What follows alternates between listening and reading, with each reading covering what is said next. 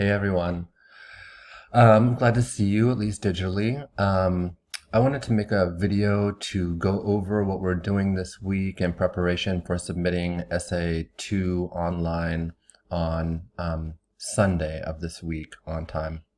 A lot of you have already done most of the work, and so if you've already submitted any assignments that I'm going to go over, you don't need to resubmit them. So the first thing that you want to do, of course, is like go into Canvas and go to our class. I just went to the wrong one, I'm sorry. English 102. And then scroll down to week 9, March 30 through April 5th. That's where we're picking up. And if you'll notice that like the readings are all in one place now. Read this, 8 strategies for using sources. This is super helpful. It says 1 through 4, read them all.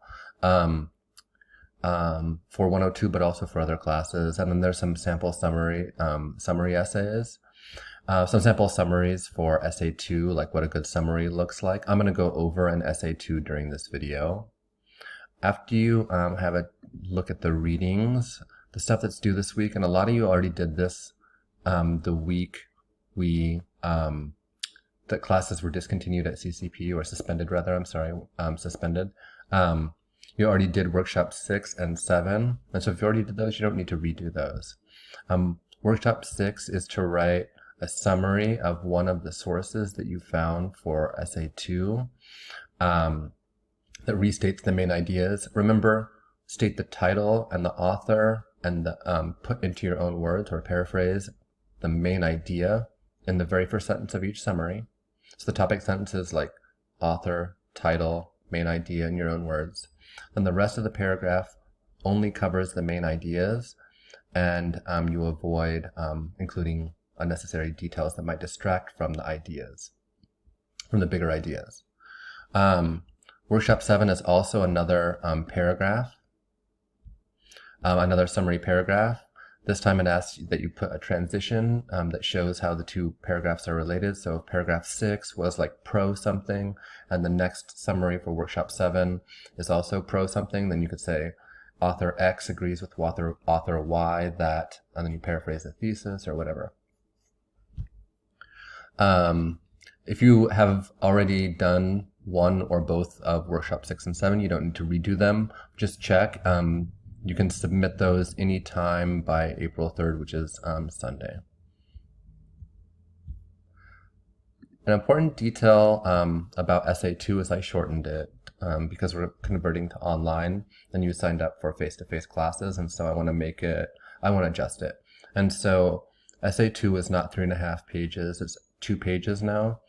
You do not need 5 outside sources, you only need 4. 3 of them need to be peer-reviewed, and none of them need to be new. I think I changed that throughout here, but if I missed anything, the standards are 4 sources or more.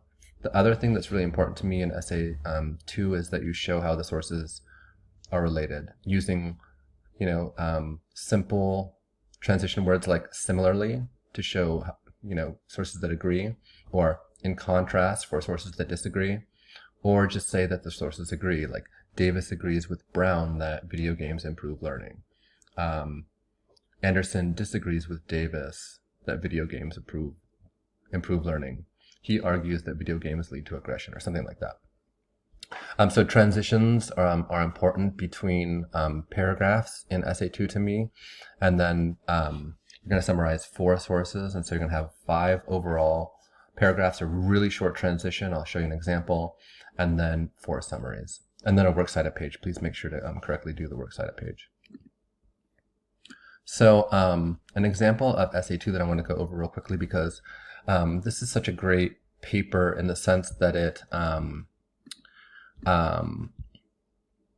takes a difficult topic like cryptocurrencies, which I'm not an expert on, and explains them in a clear way through the sources. And that's what your goal is in Essay 2, is to use your own words to clearly kind of explain to the reader what these experts are saying in their articles.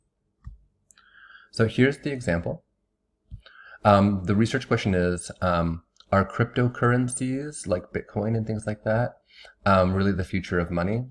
Here's the little transition paragraph where you just have to say, some researchers argue X is true, some researchers disagree and they argue that Y is true or whatever. Some researchers argue that video games improve learning, period.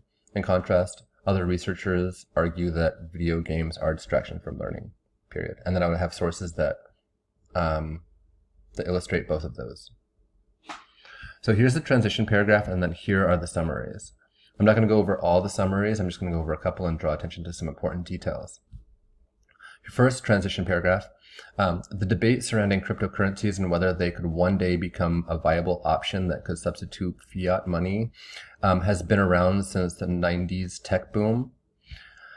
In researching this topic, it is clear that while many researchers agree on the fact that cryptocurrencies are a revolutionary technology, they do not see it as a viable substitute for fiat monies as of right now. Jamali et al.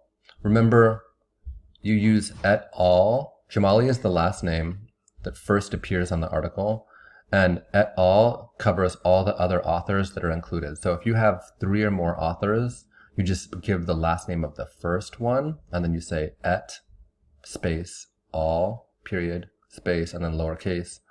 So Jamali et al. Conducted an assessment of the functions and services of money and compared them to the current cryptocurrencies and their characteristics. Money has 3 intrinsic functions that any currency must fulfill before it can be even considered as a feasible substitute for fiat monies. Money acts as a medium of exchange, a store of value, and a unit of account. While cryptocurrencies can act as a medium of exchange, meaning that one can exchange them for goods and services, they, however, fail the last 2 functions of money. That's interesting. That's really well put, too.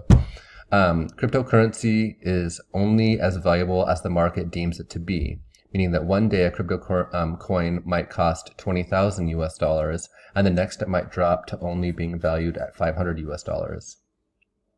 This unpredictability means that cryptocurrencies also fail to act as a store of value, which means that they cannot be a proper unit of account. So I want to just draw attention to something. The author clearly points out 3 things that normal fiat money does, and then shows how cryptocurrency fits into one category, which the author explains, meaning that one day a crypto coin might cost 20,000 and then drop to and then explains the other things as well. And so this is a really clear summary that focuses on the main details. And even though that focuses on the main ideas.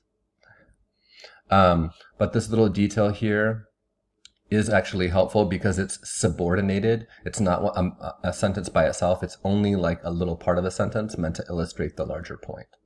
So you want to focus on main ideas, like up here, medium of exchange, 2 functions of money, not specifics, but talking about ideas. And if you do bring in specifics, only limit them to a little bit and subordinate them or make them less important than the main idea that you're illustrating. So this sentence is saying that cryptocurrency is only as valuable as the market deems it to be. That might not make clear sense to everybody, and so it's explained with detail, but this is the main idea right here. And then this is subordinate to it. So that article does a great job of summarizing a source about cryptocurrencies. Here's the next paragraph. In his article, It's Time to Strengthen the Regulations of Crypto Assets, Timothy Masad argues that cryptocurrencies are creating problems that have not been identified, nor is this country ready to resolve. The one thing that I would change here is I would say that Timothy Masad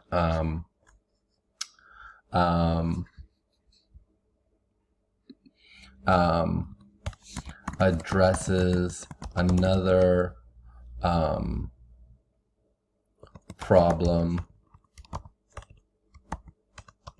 Since the first paragraph was talking about problems with cryptocurrencies, this would connect the 2 paragraphs, right? Timothy Masad addresses another problem that cryptocurrencies, and that would be a transition between them, where I could say similarly, because they're both addressing problems in his article, right? And then I'll keep that, addresses another problem. He argues that cryptocurrencies have created new, quote, financial players, unquote. I like that this writer uses a little bit keywords from the article, and puts them in quotation marks, but without like using a full sentence quote. You don't want to use a full sentence quote. You want to use your own words in the summaries. So he argues that cryptocurrencies have created new, quote, financial players, unquote, like the new websites that have been developed to trade and sell cryptocurrencies. Notice no specific examples, which are outside of the law. They are not regulated and therefore are less accountable to the public than banks. Correct use of a semicolon there. Semicolon is the same as a period. It separates two sentences, or two things that can stand alone as a sentence. These institutions are not required to follow the standards of customer protection and market integrity. Therefore, fraud and market manipulations are common and customer protection is weak. Cryptocurrencies are like the Wild West. There are few guarantees. Creators of cryptocurrencies have promised that they would solve the trust problem and reduce people's dependency on the central banking system. Masad goes on to argue that while supporters of cryptocurrencies believe that fiat currencies must be abolished in favor of digital currency, it is obvious that there are clear safety risks that society is not safe, is not ready to handle. That's a really good summary.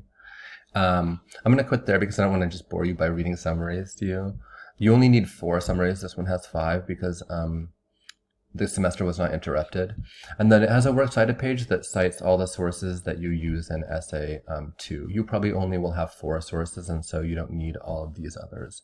I think that the student used some even in her transition paragraph, yeah. So that's what we're doing this week. We're working up to essay 2. Essay 2 is due on April 5th, which is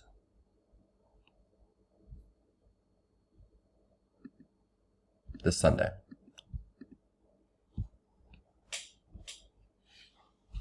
I will have office hours via Zoom. I can also arrange to do like phone calls, FaceTime. Canvas has a conferencing thing, whatever, for anyone who wants office hours this week. But this is mainly what I would have covered in class this week and then helped you work on the workshops. And so what I'm going to do is spend more time offering feedback on everyone's workshop in Canvas than I ordinarily do, so that you get kind of like one-on-one time with me through Canvas. And then you have the option of reaching out or like visiting or like coming in on Zoom during my normal office hours. My office hours are Tuesday, Wednesday, Thursday as normal, 4 to 6. I'm excited to get back to work with you all, and I will end now and be in contact soon. Hope you're all well.